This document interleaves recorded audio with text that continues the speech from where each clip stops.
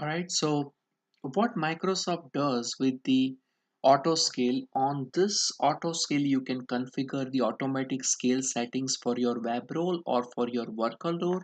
You can also manually scale instead of using a role based automatic scaling. You can also schedule the scaling, that I want to scale the servers during the weekdays or during the weekdays only and not over the weekend, right? Because I'm expecting more load during the normal weekdays and not during the weekend. So you can just schedule a scaling. You do have an option to schedule a manual scale, right? So that when you realize, if you get the alert that now your server is running with the peak load, you can always go back and just schedule it depending upon your load, right? That's always the case. You can always do the manual. You can just do the manual scaling, or you can just do the automatic scaling. Okay. Now, there is one more. Most of the time, whenever you can just schedule a target memory usage or target CPU usage, if it goes above a certain limit, then you can just perform the automatic scale, right? Also, if you are using a cloud messaging service, right, or automate the queue, that queue storage, and you can just put the condition that if my queue depth goes beyond certain number of messages, then perform automatic scale and start processing the messages from there, right? So that just to manage the load. So that is one more reason why we have to go with the auto scale option. In the health, you can just always check the health of your resources, right? This shows the service notifications if your resource is down. So let's just wait until this shows up.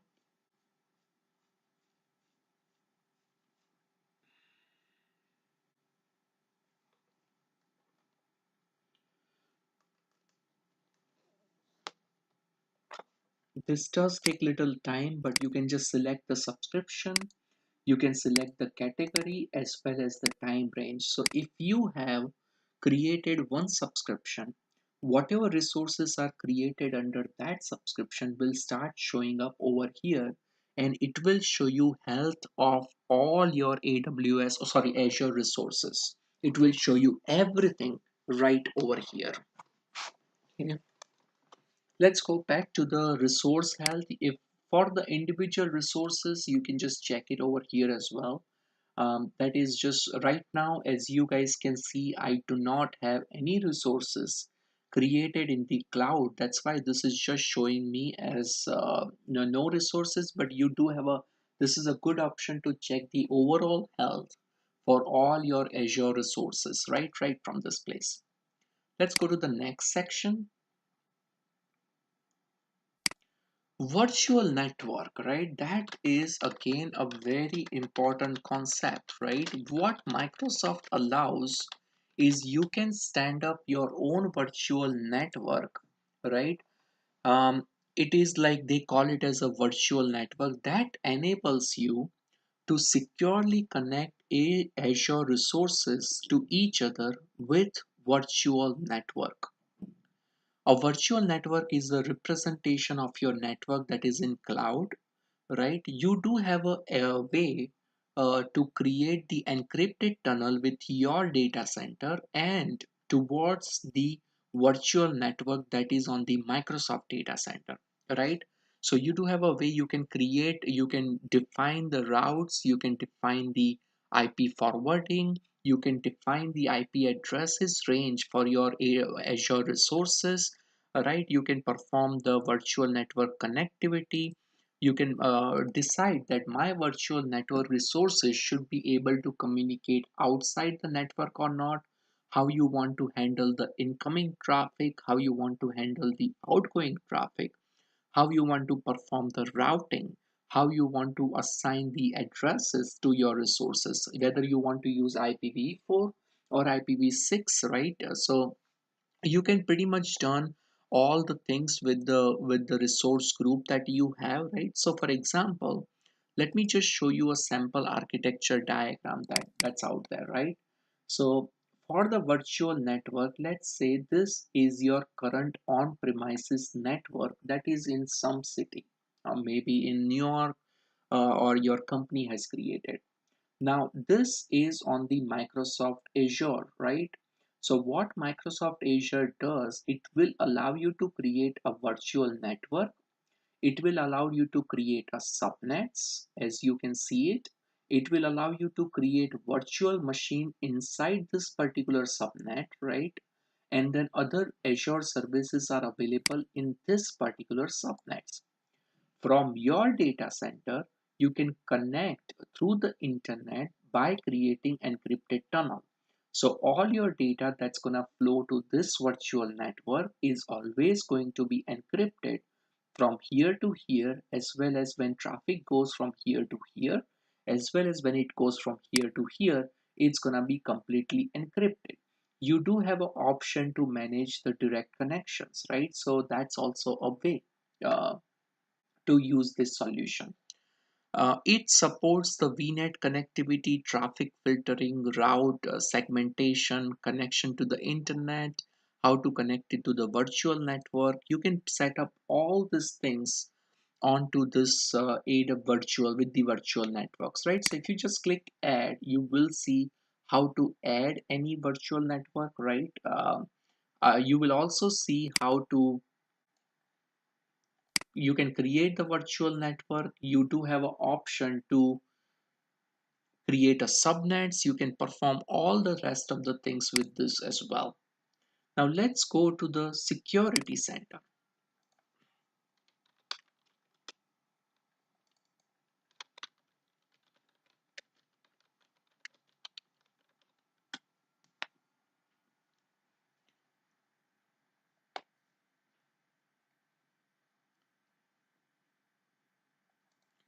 So a security center is more like it allows you to configure a security policies, right? It prevents as well as it can detect as well as it can respond to any threat that is increase visibility and control over the security, right?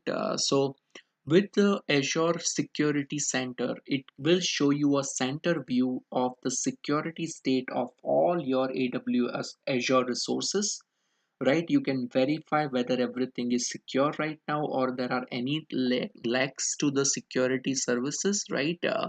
So for each device, it will show you some check mark like this one just to make sure that your resources are fully protected. If you see this type of sign, that means something is wrong with your Azure resources, right? It easily allows you to deploy integrated cloud services solution, right? It can detect the threat as well as response it faster enough.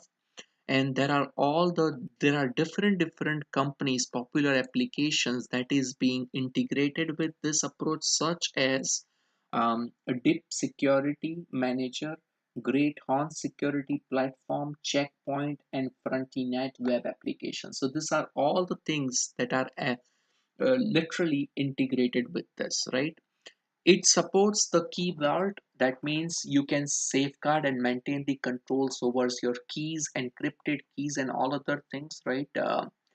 It supports you with the multi-factor authentication as well. That means you can add not just a single user ID and password authentication, you can also enable other forms of authentication factor, such as you can just also enable a mobile based authentication.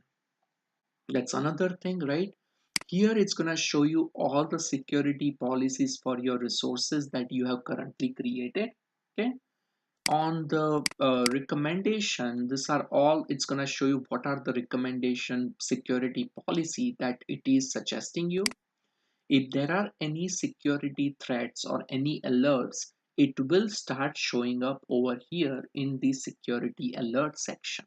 Okay, so that's the way your security center is configured. In case of billing, it's gonna show you all your current bill. So let's just take a look at that section as well. Right now, as I know, I do not have any subscription that are associated. So first, I need to go ahead and create a new subscription.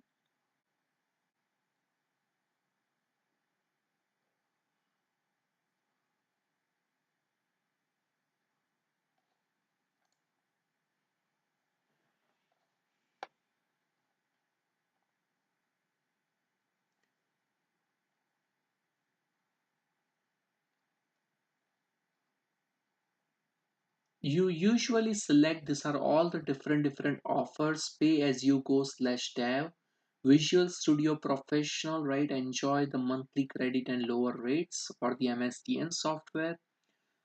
You can just get the developer support, purchase a 6 month subscription, purchase a direct support, standard support, right? So these are all the different things that you can go with, right? But we are just going to go with pay as you go offer, right? So whatever is our usage, we will just add that subscription into the account.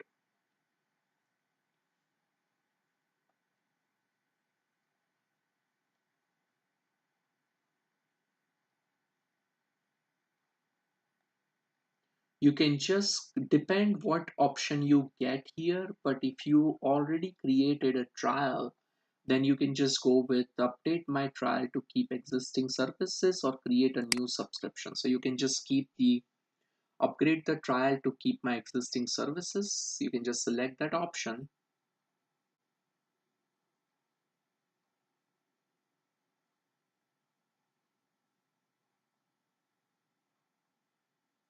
It does take little long time because sometimes Microsoft is little bit slow, right?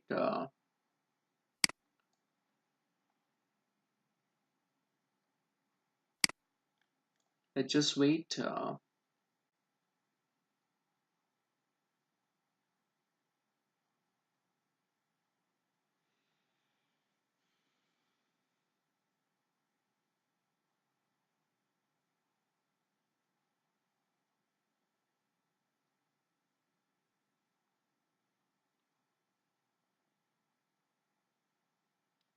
So please do not pick the first option.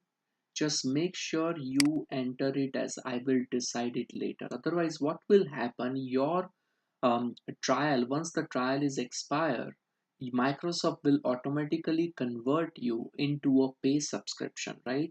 So if you have any resources at the month end, right, they will start charging you for that, right, until your subscription. So just name it as I will decide it later, and just that's how it should be. Just click on cancel. If you click yes, you can save it, but right now just click on cancel. So as of now, this is gonna be your summary of your free trial. It is available for at least a 1 month, right? And you have $200 credit that is available. We have not used any credit from the Azure, so you can just complete all your exercise and everything within a month. And then this is your subscription ID. For you guys it will be a different thing, right? For it shows you, it should show you your administrator name as well as your subscription ID and the order ID. Right now we are in a free trial, 30 days left, so we will just go with this one.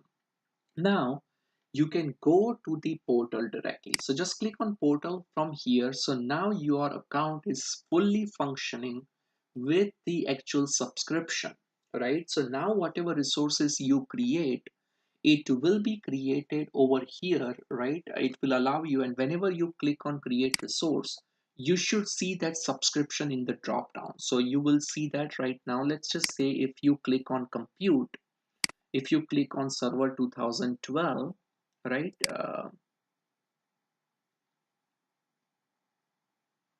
and then here whenever you go to any subscription, it should start showing you your subscription whenever you create any cloud resource, right? After a month, you remember your subscription will expire, so you want to make sure you complete all the activities within a month time period, else they will keep charging you again.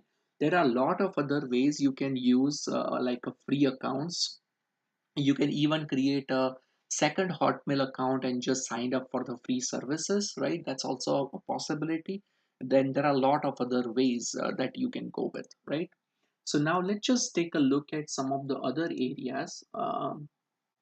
You can go to this site on the Azure Cloud Cell, right? This is not yet ready. It will be released in, it may be something like a shell script type of thing for the Azure.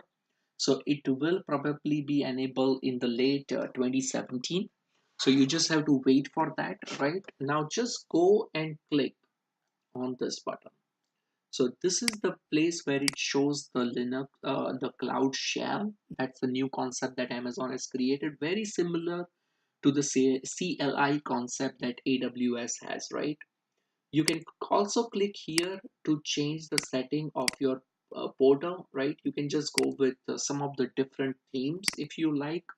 I'm just gonna go with some light themes because I'm recording all the sessions and everything for you guys, right? So I'm just gonna use some of the light colors. You can enable or disable the animation.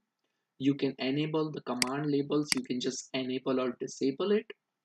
Notification, you can just keep the English as a required. You do have an option to pick any other region format. Now if you pick up English in United States versus if you pick up English in Britain, the way the date and time date format will show, it's gonna be completely different, right? So you want to pick the region wherever you are going to exercise all your labs and everything. I'm going to change the setting for the theme, so just click apply.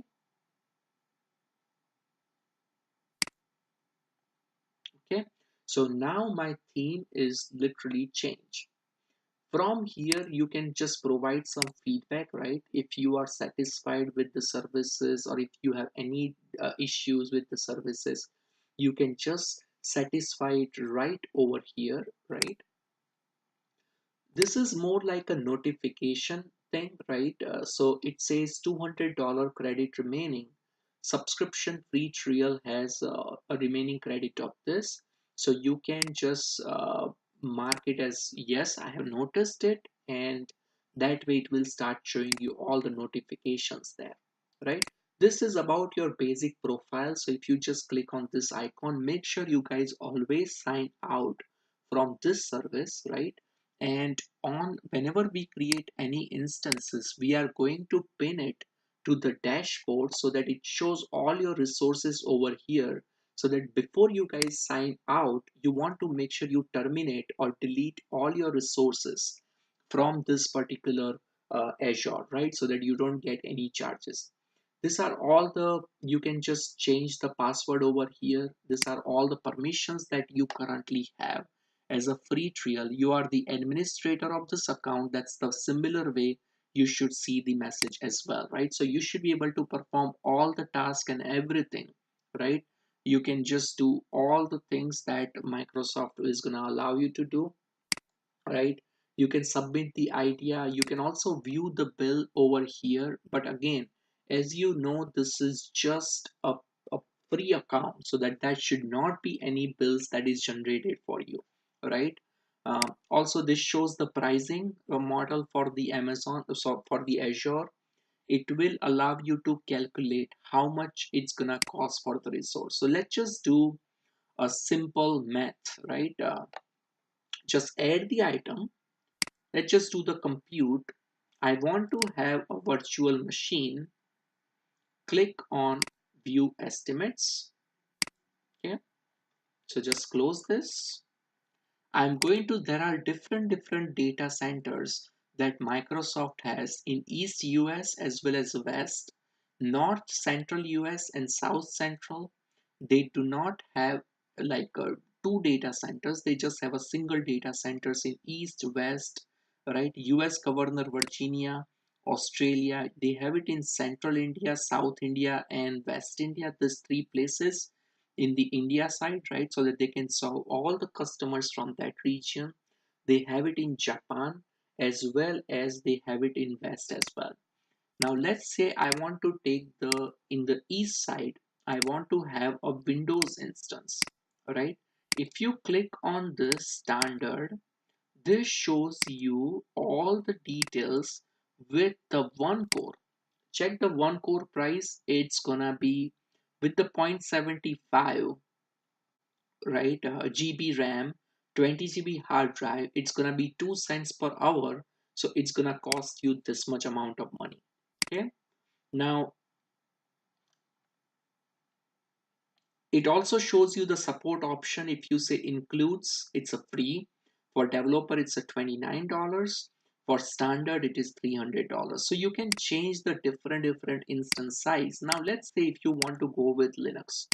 Okay, look at the price that you will pay for the Linux instances. Right there you go, only $14. That's all you pay. Why you pay that higher prices for Windows instances? The reason is Windows charges you a crazy amount of money for your licensing fees, right? So that's why it's always their charges are very high. Okay, if you do the Oracle, you will see like how much the charges went up.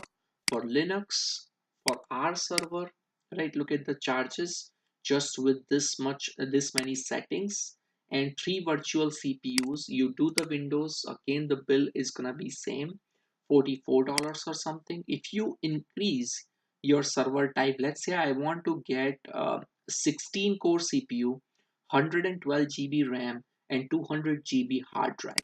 So that means you will see the total price of $8,600. Remember, you need to be very extra careful when you spin up any cloud resource in this environment. The reason is, if you spin up something that's gonna cost you this much money, $3.4 per hour, right? And if you just forget to terminate the instances, your bill it's gonna go up drastically.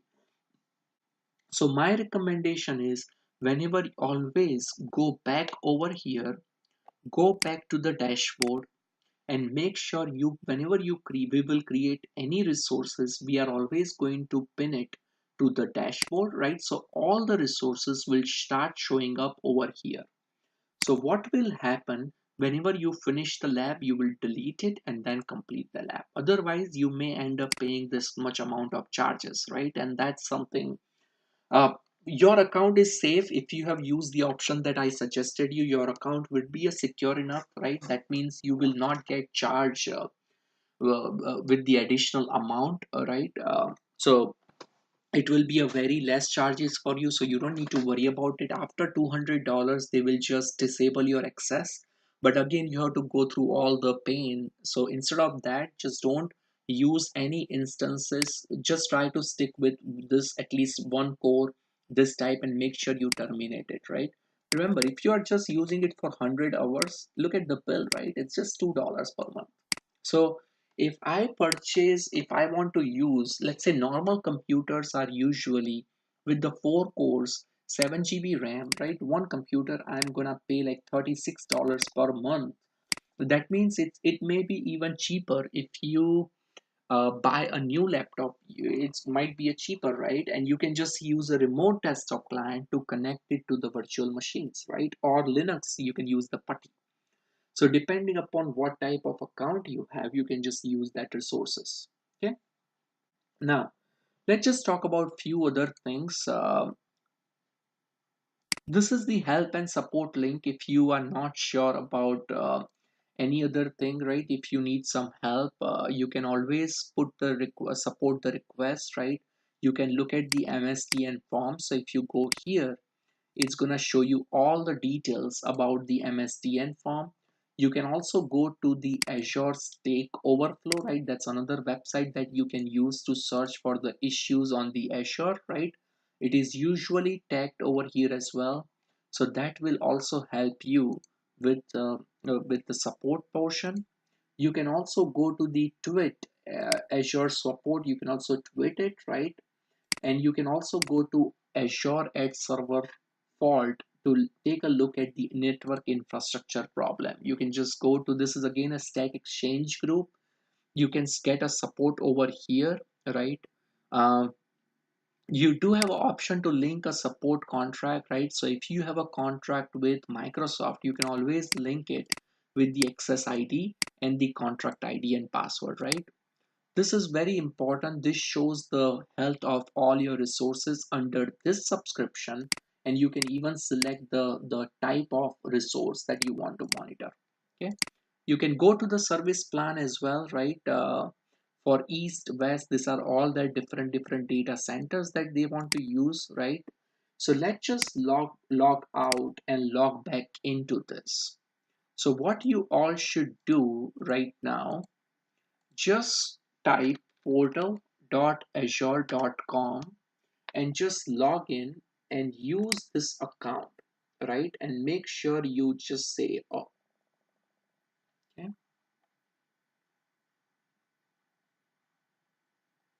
So you are logging into this your account. Just use portal.azure.com and it will take you. Just put that account into a bookmark. We will be using the same account throughout the entire course, right? All right. Thank you for watching this video. Next, we'll continue with the creating the resource in the cloud environment.